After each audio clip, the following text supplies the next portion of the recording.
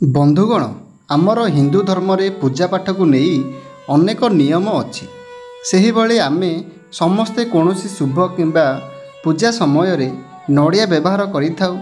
नड़िया खाद्य रे तथा पूजा पाठ रे मध्य व्यवहृत हुए।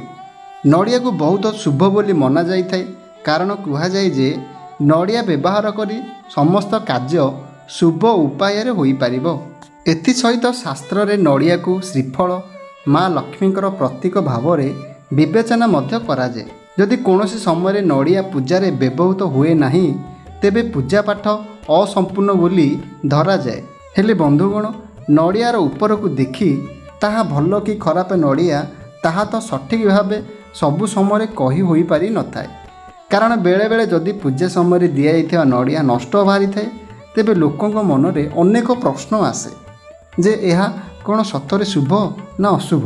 तेबे एठारे आमे कही रखिबाकू चाहूँ जे पूजा समय जदि तुम नड़िया खराब बाहरे यार अर्थ हेउची एक शुभ घटना आपणक सहित घटिबाकू जाउची। पूजा करला बेले जदि आपणक नड़िया खराब बाहरुची तेबे यार अर्थ भगवान आपणक किछि शुभ संकेत देउछंती।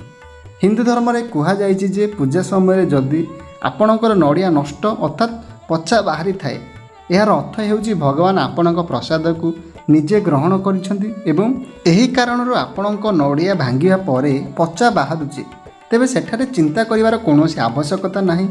एहा मध्य कुहा जाइछि जे जदि पूजा रे खराब नड़िया बाहरुची तेबे यथाशीघ्र तुमर इच्छा पूर्ण हेबो। जेतेबेले पूजा पाठर नड़िया भल बाहरे तेबे सेतेबेले नड़िया प्रसाद को केवल आपणक पाखरे न रखी ताहाकू प्रसाद भावे अन्य मानकू मध्य बांटंतु।